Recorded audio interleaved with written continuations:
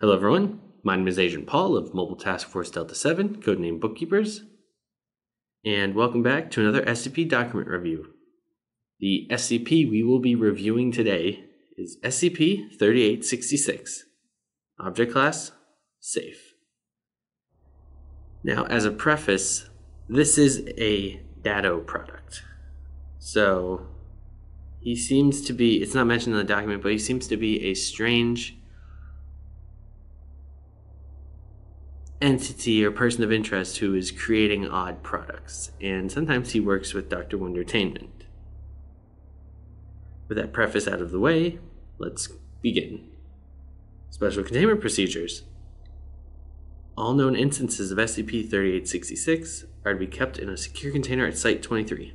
Testing may only take place if a long-term humanoid containment pod is available. Description.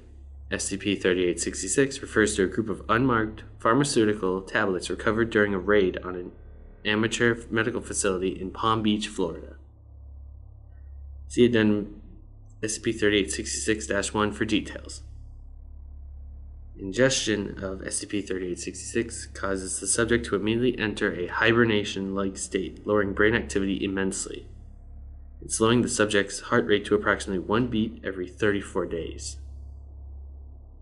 It is currently unknown exactly how long an individual can survive in this state, although estimates project that a human can survive for at least 3,000 years. This assumes the subject is a baseline human and is given an adequate oxygen and nutrition supply. There is no known method to achieve this state with modern medical equipment. Addendum SCP-3866-1. On April 18th, 2000, MTF Epsilon 6, codename Village Idiots, commenced an investigation of an unnamed amateur medical facility offering euthanasia in Palm Beach, Florida. The majority of the patients who approached the facility sought physician-assisted suicide. The investigation was initiated after the onset of a Omega K-class end-of-death scenario. Due to the nature of the scenario, it was necessary to determine if the operation was fraudulent or anomalous.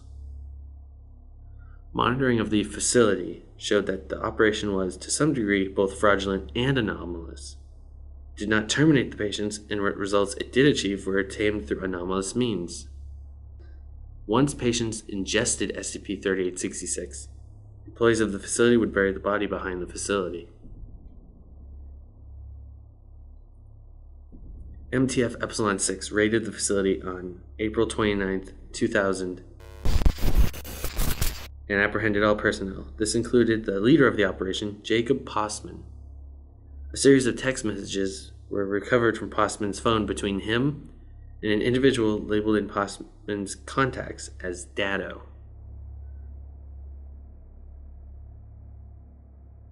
And here is that log of those texts. It goes back and forth, starting with Postman and then Dado, and back and forth. And there will be a pause between the two.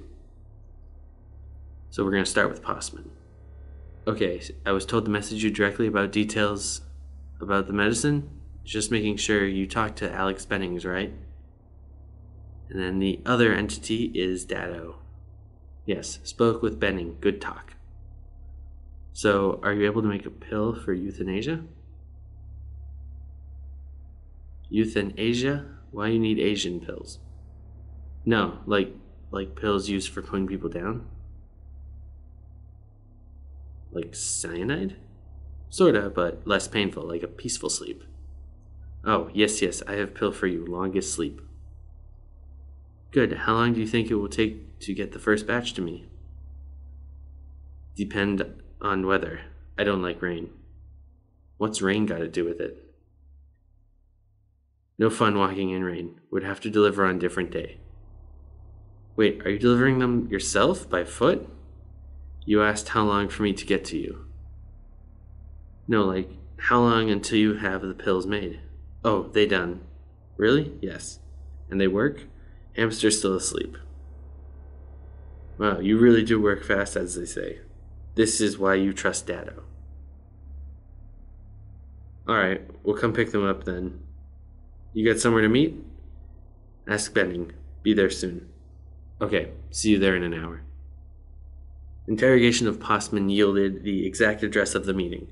At the address was a small apartment containing only a phone, a half-eaten donut, and 3 empty Amazon delivery boxes, and a mattress.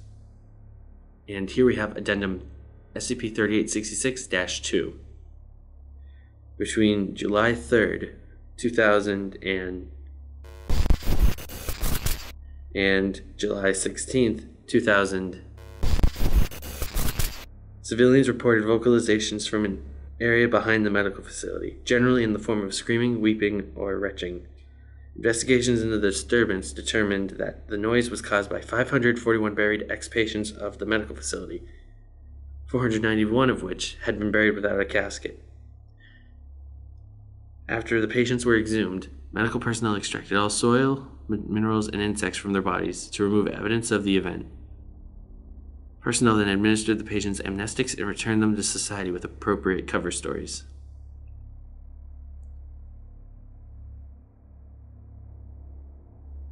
Okay, wow. Yeah, this is on a whole other level. I might do some more of these dado SCPs because I noticed some things in the... I'm not getting paid by the Foundation to analyze these, but I noticed something in these texts that I need to confirm. It almost seems like he takes what you ask literally, and if there's like a tricky word, he'll split it up into like what it sounds like, because it feels like that. Because he said he asked for something that does a peaceful sleep, and this isn't killing people, it's just putting them to sleep. It's really weird. But that's it for this week's SCP document review. Thank you all for listening or watching. And my name is Agent Paul of MTF Delta 7, and I will see you next week with another document review. Bye.